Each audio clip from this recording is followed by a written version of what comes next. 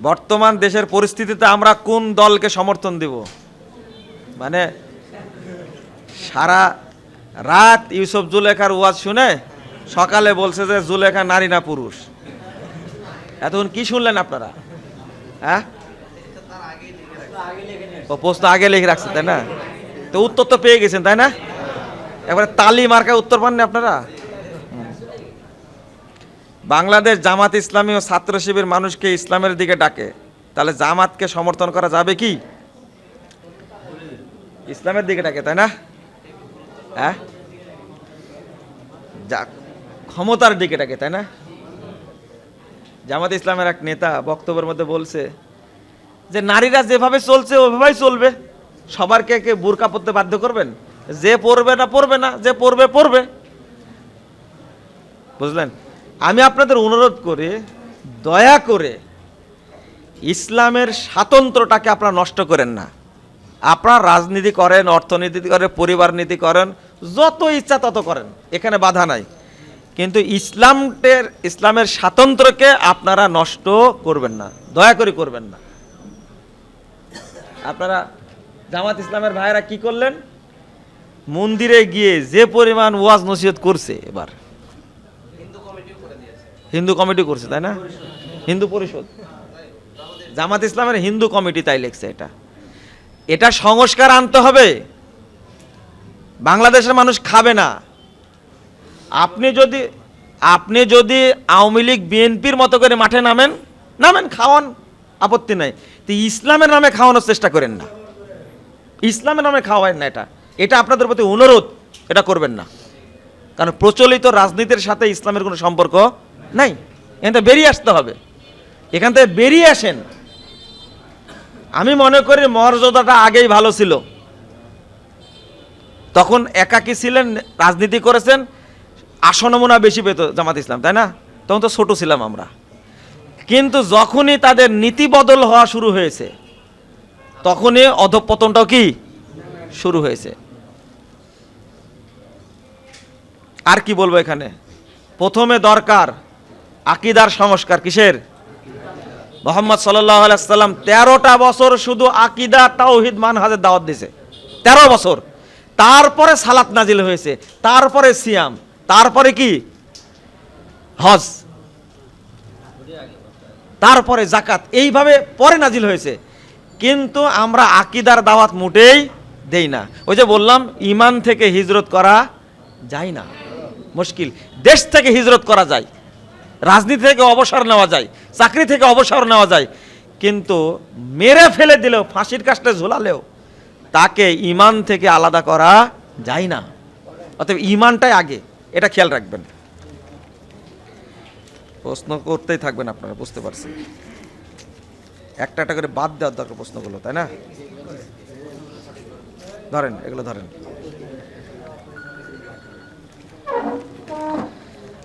কেউ যদি এরকম মনে করে যে আল্লাহ তো পাপ ক্ষমা করেন, পাপ করে ক্ষমা চেয়ে নিব, তোমার পাপ কোনোদিনই ক্ষমা হবে না। আল্লাহর সাথে কুফরি করছে কেন? দেখা সব উত্তর দেবো, কোনো সমস্যা নেই, থামেন ইনশাল্লাহ। জেনারেল লাইন থেকে কিভাবে দ্বীনের ইলম অর্জন করবেন? চেষ্টা করলে হবে। তো হাদিস যেটা বলে, যারা আখেরাতের জ্ঞান, দ্বীনের জ্ঞান অর্জন করে না, তাদের উপরে আল্লাহর গজব নাজিল হয়। আল্লাহ রাসূল বলছেন, ইন্নাল্লাহ তাআলা ইউবগিজু কুল্লা আলিমিন বিদ-দুনিয়া জাহিলিন বিল আখিরাহ। যারা দ্বীন সম্পর্কে জানে না কিন্তু এই দুনিয়াবি জ্ঞান সম্পর্কে অভিজ্ঞ, আল্লাহ তাদের উপরে অসন্তুষ্ট। এরা হলো ঘৃণিত মানুষ, এরা আল্লাহর রহমত থেকে কি বঞ্চিত। অতএব আপনাকে এই ভাষাটা উল্লেখ করা যাবে না। জেনারেল লাইন থেকে কিভাবে ইলম অর্জন করা যাবে, ওই জেনারেল লাইনে যাওয়াটাই হারাম, না জায়েজ। এখন তো আরো না জায়েজ, কারণ ইসলামিক লাইনে মাদ্রাসায় পড়ে এখন ইঞ্জিনিয়ার হওয়া যায়, ডাক্তার হওয়া যায়। আর জেনারেল লাইনে পড়লে বানর হওয়া যায়, জানোয়ার হওয়া যায়। এই বর্তমানে ডাক্তারগুলোকে ডাক্তার না ডাকাত, কসাই। গতকাল রাত্রে একজন ইঞ্জিনিয়ারের সাথে দেখা, তা আপনি যে ইঞ্জিনিয়ারের বিরুদ্ধে এত ভালো করে বলেন 100 ভাগ ঠিক আছে, কিন্তু আরো একটু কড়া করে বলা উচিত, কারণ ইঞ্জিনিয়ার মানে জানোয়ার এরা। তবে এর মধ্যে ভালো কিছু জানোয়ার আছে, আলহামদুলিল্লাহ ইঞ্জিনিয়ার আছে ভালো, সবাই খারাপ এটা বলছি না আমি, কিন্তু আপনারা দয়া করে বাচ্চাদেরকে জেনারেল শিক্ষা শিক্ষিত করবেন না। আপনারা কোনো মুসলিম ব্যক্তি তার সন্তানকে জেনারেল শিক্ষায় শিক্ষিত করতে পারে না, আগে তাকে অবশ্যই ইসলামী শিক্ষা শিক্ষিত করবেন। আপনি জাজ বানাতে চাচ্ছেন, আপনি চাচ্ছেন যে বিশেষ ক্যাডার হবে, তো মাদ্রাসার পড়ে তো বিশেষ ক্যাডার হচ্ছে, আপনি করেন। অনেকটা এগিয়ে গেছে আলহামদুলিল্লাহ, যার কারণে ঢাকা বিশ্ববিদ্যালয়তে ইংরেজি ডিপার্টমেন্টে ফার্স্ট হয় মাদ্রাসা ছাত্র। আর নাস্তিকরা বলে ঢাকা বিশ্ববিদ্যালয়টা হয়ে গেছে মাদ্রাসা একটা। তোমার সমস্যা কি? চুলকায় তোমার? বদমাস। কি বুঝলেন? জেনারেল শিক্ষায় শিক্ষিত করবেন, আর ওই ব্যক্তি আল্লাহর কাছে ঘৃণিত। আপনি বিসিএস ক্যাডার চাকরি করেছেন, বয়স 80 বছর হয়ে গেছে, শরীর কাঁপে, জিজ্ঞেস করে দেখলাম আপনি এখনো দাদার ভাষায় বলতে হয়, ওটা বললাম না, পেশাব করাই শিখেন এখন পর্যন্ত। বিসিএস ক্যাডার মুতাই শিখেন এখন পর্যন্ত। কথা কি বুঝতে পারলেন? এটাতে কি করলেন আপনি? বিসিএস ক্যাডার মসজিদে ঢুকাই শিখেন এখন পর্যন্ত, ওযু করাই শিখেন এখন পর্যন্ত। এর কোনো দাম আছে বলেন দেখে? কোনো দাম নাই। মুরব্বি হয়ে গেছে এই লোকটা, দাড়ি পেকে গেছে, মাজা বাঁকা হয়ে গেছে। জিজ্ঞেস করছি, বলেন আল্লাহ কোথায়? আল্লাহ তো সব জায়গায় থাকে। ও এখনো বিসিএস ক্যাডার কি, ও মানুষই হতে পারেনি এখন পর্যন্ত। যে বিশ্বাস করে আল্লাহ সব জায়গায়, সে কি মানুষ? সি সি সি, এটা কুফরি আকীদা। তাহলে আপনার এই শিক্ষা দিয়ে কি করবেন? আল্লাহ রাসূল বলছেন এরা আল্লাহর কাছে সবচেয়ে ঘৃণিত মানুষ। নাউজুবিল্লাহ। সহশিক্ষা কি জায়েজ? যা বললাম তো শুনলেনই আপনারা। হ্যাঁ, সহশিক্ষা জায়েজ না হারাম? হারাম। কিন্তু আমি বলে কি লাভ আছে? আমি বলার আগে আব্দুল্লাহ ইবনে ফজল বলেছেন, তার বক্তব্য শুনেছেন, তার পরে শুনেছেন আব্দুর রফ খুলনার কথা শুনেছেন, তারপরে অধ্যাপক মুবারক আলী সাহেবের কথা শুনেছেন, বড় বড় আলেমের কথা শুনেছেন, তারা মরে গেছে, তারাও বলেছেন হারাম। আপনার কানে ঢুকছে কি? আপনি একটা ধোঁকাবাজ, প্রতারক, আপনি একটা ক্রিমিনাল, একটা মুনাফেক, আপনি একটা ভণ্ড। এত দিন যাবৎ শুনছেন, এইগুলো মানেন না। আপনার অন্তরটা হলো মুনাফেকের কারখানা। পৃথিবীতে কেউ বলেনি, কোন আলেম বলেনি যৌতুক নেওয়া হালাল, বলেছে? কি বলেছে? হারাম। আপনি নেন কেন যৌতুক? আপনি মুনাফেক একটা। আপনি টাকনুর নিচে প্যান্ট এখনো পরেন, আপনি মুনাফেক একটা। 70 বছর যাবৎ ওয়াজ শুনছেন, আপনি মুনাফেক একটা। এটা সাধারণ মুনাফেক না, এটা টাটকা মুনাফেক। কত দিন থেকে শুনছেন আপনি? এটা মুনাফেক, আপনার ধোঁকাবাজ একটা। এই ধোঁকাটা কার সাথে? আল্লাহর সাথে। আল্লাহর সাথে। লজ্জা করে না আপনার? শরম করে না? কত বছর যাবৎ বক্তব্য শুনছেন, বুড়া হয়ে গেছে, মরে যাবে, এখনো দাড়ি টান দিয়া কাটে। টান দিয়া, বুঝছেন তো? চামড়া টাইনে ধরে ধরে কাটে চাষে। এটা মুনাফেক নাতে কি এরা? কত বছর যাবৎ বক্তব্য শুনছে, হারাম। আবার জিজ্ঞেস করছে সহশিক্ষা কি জায়েজ? আপনার কানের মধ্যে জাহান্নামের শিখ ঢোকালে এটা বুঝবেন না আপনি। মুনাফেক, মুনাফেকের অন্তরে কখনো ঈমান ঢোকে না। একটু রেগে গেলাম, মাফ করবেন। গণতান্ত্রিক পদ্ধতিতে নির্বাচিত সরকার, এর আনুগত্য করা কতটুকু জরুরি? আমাকে আটকাতে চেয়েছেন, তাই না? আচ্ছা, প্রশ্নটা খোলাসা করি আমার মতো করে প্রশ্ন করে উত্তর দিই, তাহলে ভালো হবে। আঙ্কেল, এরা দাঁড়ায় থাকবে, বুঝছেন? এদিকে শুনেন, আস্তাগফিরুল্লাহ, আল্লাহ যেন কবুল করে। গণতান্ত্রিক ভাবে নির্বাচিত এরা যদি গণতন্ত্র হারামি হয়, নির্বাচিত ব্যক্তিরা যদি নাজায়েজ হয়, জালসায় এরা কিভাবে প্রধান অতিথি হয়? এইটা প্রশ্ন করবেন আপনি, তাই না? প্রশ্ন তো এইটাই। এই জন্যই করেছেন যে নির্বাচিত সরকারের আনুগত্য করা কতটুকু জরুরি। শুনেন, যারা মুশরিক, যেমন আবু তালেব যতদিন বেঁচে ছিল ততদিন তার তত্ত্বাবধানে মুহাম্মদ সাল্লাল্লাহু আলাইহি সাল্লাম দাওয়াতে কাজ করেছেন। কি ও মুসলিম ছিল না মুশরিক ছিল?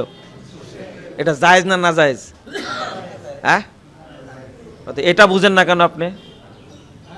যদি তাদেরকে ব্যবহার করে ইসলামের সেবা নিতে পারেন, আপনি নেন।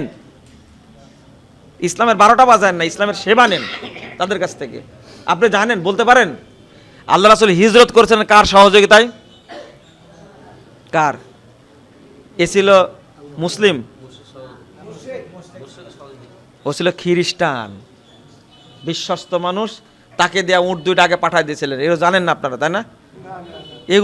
এগুলো ওয়াজ করে কি লাভ? আপনি সহযোগিতা নেন তাদের দ্বারা, কিন্তু তাদের সাথে আপনি অ্যাড হবেন কেন? শোনেন, আকীদা একটা জিনিস আর মুআমালাত আর একটা জিনিস। এই জন্য আল্লাহ রাসূলের খাদেম পর্যন্ত ইহুদি ছিল, ছিল না? বাচ্চাটা মরে যাচ্ছে, তখন আল্লাহ রাসূল গিয়ে বললেন যে তুমি ইসলাম গ্রহণ করো। তখন বাচ্চাটা তার বাপের দিকে তাকাচ্ছে, তখন তার বাপ বলছে মুহাম্মদ সাল্লাল্লাহু আলাইহি সাল্লাম যা বলছে সেদিকে লক্ষ্য করো। সাথে সাথে ইসলাম গ্রহণ করলো। রাসূল সাল্লাল্লাহু আলাইহি সাল্লাম বলছেন যে আল্লাহ রাব্বুল আলামিন তাকে জাহান্নামের আযাব থেকে বাঁচায় দিল। কি বুঝলেন? ইহুদি সে রাসূলের খাদেম। তাহলে এইটা এক জিনিস, আর আকীদাকে সমর্থন করা আলাদা জিনিস, দ্বীনকে সমর্থন করা আলাদা জিনিস। আপনারা দুইটা কি করে ফেলেছেন? ভুলায় ফেলেছেন। আর বলে দিচ্ছেন হুদাইবিয়ার সন্ধি তো করেছেন আল্লাহ রাসূল। এই সন্ধি কি ছিল যে মক্কায় ইবাদত করার মূর্তির ইবাদত করা? এই সন্ধি ছিল? হ্যাঁ, মক্কায় ইবাদত করা আর মন্দিরে ইবাদত করা এই সন্ধি ছিল? তো এইটাই যদি না বুঝতে পারি আমরা, সন্ধিকে আপনি মিলাই দিয়ে সব গুলাই ফেলে দিয়েছেন একবারে, এটা তো চলে না। রাসূল সাল্লাল্লাহু আলাইহি ওয়াসাল্লাম ইবাদত করতেন, কাবা ঘরের চতুর্পার্শ্বে কি ছিল? এখন আপনি বলে দিচ্ছেন কাবা ঘরের মধ্যে মূর্তি ছিল, সেখানে আল্লাহ নবী সেজদা করলো কি করে? আপনি তো জাহেল একটা, আপনি জানেনই না এটা। কাবা ঘরের ভিতরে মূর্তি ছিল না, মূর্তি ছিল হাউলাল কাবা, কাবার চতুর্পার্শ্বে। ইবাদত করতেন কোথায়? কাবার ভিতরে। তো এইটা যদি কমন সেন্স না থাকে, আর আপনি বলছেন কাবার মধ্যেই মূর্তি ছিল, আল্লাহ নবী সেখানেই সালাত পড়তেন, আপনি জাহেল নাতে কি? হাউলাল কাবা, কাবার চতুর্পার্শ্বে ছিল। ধরেন পশ্চিমা বিশ্বে গিয়ে কি বসবাস করা যাবে? না। মুসলিম দেশে যান, ব্যবসা করবেন সেখানে যান। অমুসলিম দেশে গিয়ে বসবাসও করা যাবে না, ব্যবসাও করা যাবে না, থাকাও যাবে না সেখানে। আপনি গিয়ে ওই জাপানে গিয়ে প্রশ্ন করছে, ভাই জুমা তো পড়তে পারেন 3 মাস হলো, আপনি কে যেতে বলেছে ওখানে? 2 জন থাকলে জুমা পড়তে হবে, তাই না? হাদিস আসে না? ও 3 মাস যাবত পড়তে পারেনি জুমার সালাত, কে যেতে বলেছে ওকে? যে প্রশ্ন করছে তার আগে প্রশ্ন করেনি। কুফুরের দেশে মারা গেলে খবর আছে, সাবধান। সংক্ষেপে বলি, তাই না? এত প্রশ্ন করেছেন। কত বছর বয়সে বাচ্চাদের মসজিদে নিয়ে আসা যায়? এক ইমাম বলেছেন 7 বছরের আগে বাচ্চাদের নিয়ে আসা যাবে না। ও ইমাম, ওটা বাচ্চাদের ছোট থেকে নিয়ে আসবেন যতটুকু পারে।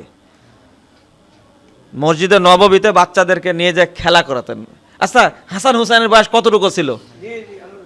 নানার পিঠের উপরে বসে থাকতেন, যতক্ষণ বসে থাকতেন ততক্ষণ সেজদা থেকে উঠতেন না। মাথা তাদেরকে আদর করবেন, নিয়ে আসবেন সাথে করে। যে সমস্ত বেহুদ্দা মুসল্লি বাচ্চাদের রাগে, ওদেরকে বলে ভাই তুমি আসো না, বাচ্চারা আসুক, খবরদার, এটা সুন্নাহ।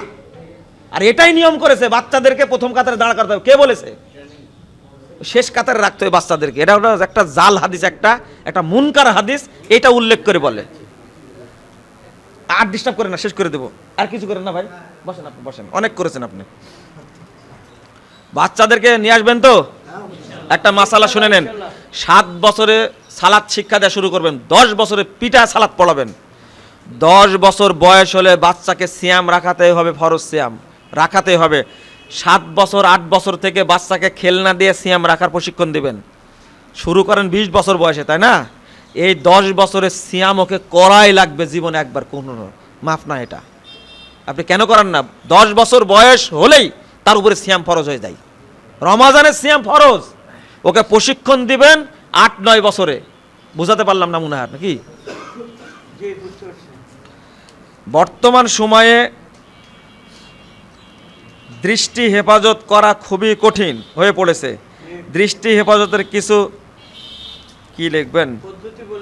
পদ্ধতি বলে দেন।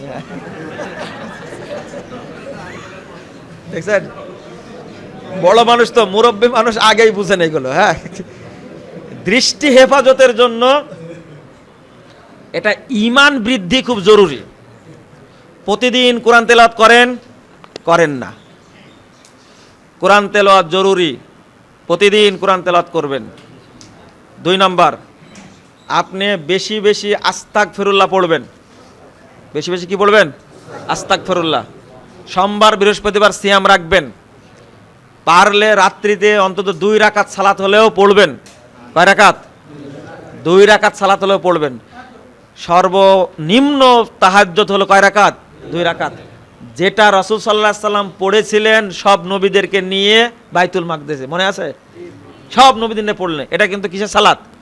রাত্রির 2 রাকাত সালাত। এটা ফজর সালাত না, এটা রাত্রির 2 রাকাত সালাত। 2 রাকাত পড়বেন অন্তত, ইনশাল্লাহ দৃষ্টির হেফাজত হবে। কিন্তু মনের মধ্যে এত কুচিন্তা থাকলে দৃষ্টির হেফাজত হয়? বেয়াদবি মাফ করবেন। আমি একজনকে জিজ্ঞেস করেছি, বাড়িতে বউ আছে না, তো এইভাবে তাকা আছেন কেন? তো বলছে কি জানেন, ও আমার বউয়ের চেয়ে সুন্দর কিনা তাই দেখতেছি। আমি বললাম যে বেয়াদবি মাফ করবেন, বললাম না? এইরকম জাত মানুষের মধ্যে আছে। কত বড় বেয়াদব! কথাটা কি বললো? বাড়িতে বউ আছে, কম্পেয়ার করছে, কি বয়সে তুলনা করছে, আমার বউ সুন্দর না ওর বউ সুন্দর। এর মধ্যে কিন্তু ঈমান আছে? তওবা তওবা। এর অন্তরটা, নিজের ঘরে বউ থাকার পরেও যদি অন্য নারীর প্রতি তার দুর্বলতা থাকে, দুর্বলতা বলে তাকে দেখতে চায়, তার সাথে কথা বলতে চায়, তারপরে ফেলের মতো তাকায় থাকে শিয়ালের মতন, এদের আত্মাটা ঘৃণিত, এদের আত্মাই ভিতরে নাই। এদের আত্মা কুকুর, শিয়াল, বানরের চেয়েও খারাপ এদের আত্মা। আল্লাহ যেন আমাদেরকে হেদায়েত দান করেন। নাউজুবিল্লাহ, আস্তাগফিরুল্লাহ। বাড়িতে বউ থাকার পর মানুষের দিকে তাকায়। হানাফি মসজিদে আসর ফজর দেরিতে পড়তে হয়। আর এই ওয়াজ কতদিন করব? গতবারও করে গেছে এটা। হানাফি মসজিদে পড়বেন আপনি, তাই না? কেন পড়বেন? জামাতে পড়বেন, তাই? আচ্ছা, আপনি কি এটা জানেন?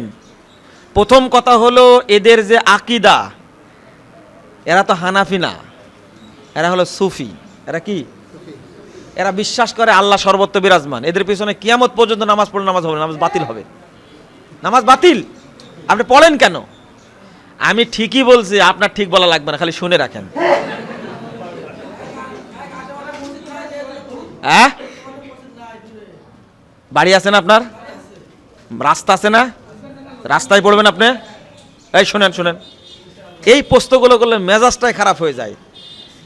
যাদের আকীদা এরকম, যারা বলে আপনাদের লজ্জা শরম কিছুই নাই, যারা বলে আহলে হাদিসরা আহলে খবিশ, যারা আহলে হাদিসদেরকে বলে যে এদের জন্ম ইহুদিদের থেকে, যারা বলে যে আহলে হাদিসরা কালো হাড্ডি, আহলে হাদিসরা ইহুদিদের দালাল, আহলে হাদিসের মসজিদ ভেঙে দেয়, এদের পিছনে যারা নামাজ পড়তে দাঁড়ায়, আর ওই এরই সমস্যা আছে। কারণ বলতে দেন, আগে বলতে দেন। 1 2 নম্বর, জামাতের জন্য তাদের মধ্যে পড়বেন। দেরিতে পড়লে ওটা মৃত সালাত, ওটা জামাতই না ওটা। ইবনু মাসুদ রাদিয়াল্লাহু আনহু বলছে, তুমি আউয়াল ওয়াক্তে একাকী পড়ছো, এটাই জামাত। প্রশ্ন করেন না, একাকী পড়লে কি জামাতের নাকি পাবো? অথচ ইবনু মাসুদ রাদিয়াল্লাহু আনহু বলছেন, তুমি যে একা পড়ছো টাইম অনুযায়ী, এটাই জামাত। আর ওরা যে সালাত পড়বে জামাতে, ওটা হলো মৃত সালাত। ওটাতে গেলে ওটা নফল হবে, আগে যেটা পড়ছো এটাই হলো ফরজ। কানের মধ্যে ঢুকে না আপনাদের। বাড়িতে সালাত আদায় করবেন। 3601 নম্বর হাদিস মুসনাদ আহমদের মধ্যে এসেছে, আল্লাহ রাসূল বলছেন, আপনাদের সে এটা নিব, তাই না? আপনাদের সে আল্লাহ ভালো জানেন না? কত বছর আগে আল্লাহ মুহাম্মদকে দিয়ে বলাই দিয়েছে। রাসূলুল্লাহ সাল্লাল্লাহু আলাইহি ওয়াসাল্লাম বলেছেন, সাতুদরিকুনা আকওয়ামা ইউসাল্লুনা সালাতা বিগাইরি ওয়াক্তিহা ফাসাল্লু ফি বুয়ুতিকুম ফিল ওয়াক্তিল্লাযী তা'রিফুন। বহু দল আসবে, বহু দল আসবে, তারা সালাত দেরি করে পড়বে। তখন তোমরা বাড়িতে তোমার সালাত পড়ো। বোঝা গেছে কথা? তারা সালাত মেরে ফেলে দিলে কি করবেন আপনারা? ইউমিতুনা সালাত, সালাতকে গলা টিপে মেরে ফেলে দেয়। আপনি আউয়াল ওয়াক্তে একাকী পড়ে নেবেন, মনে থাকবে? এটার কত বছর বলতে হবে?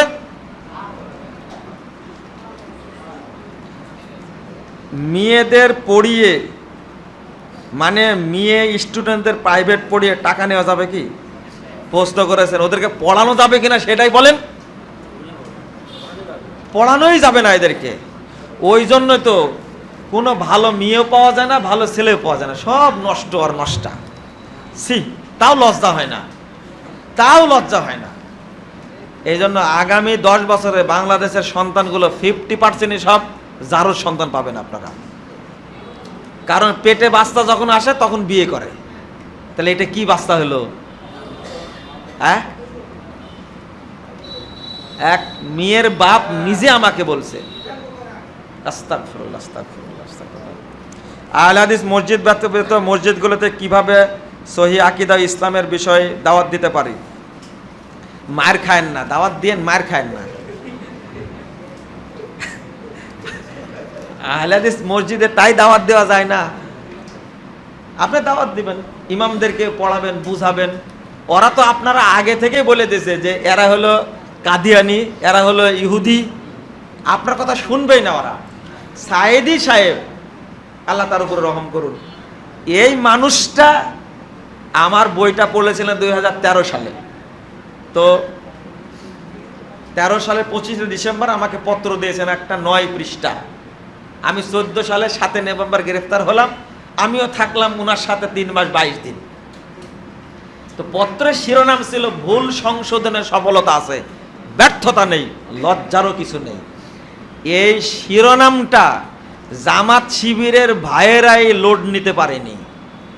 এই শিরোনামটা, এই ভালো করে শুনেন, ভুল সংশোধনের সফলতা আছে, ব্যর্থতা নেই, লজ্জারও কিছু নেই। এই শিরোনামটা আপনি লোড নিতে পারবেন না। এটা বলা মাত্র আপনার ওজন